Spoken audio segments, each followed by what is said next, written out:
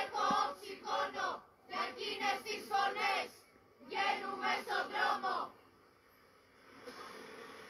Όλων των νεκρών είμαστε φωνή. Το έγκλημα στα τεπή δεν θα συγκαλυφθεί. Όλων των νεκρών είμαστε φωνή. Το έγκλημα στα τέπη δεν θα συγκαλυφθεί. Όλων των νεκρών είμαστε φωνή. Το έγκλημα στα τέπη δεν θα συγκαλυφθεί. Η δίψα για κέρδη φτιάχνει νέα τέπη. Η δίψα Για κέρδη φτιάχνει νέα τέπη.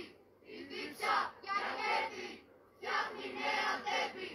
Η δίψα για κέρδη φτιάχνει νέα τέπη.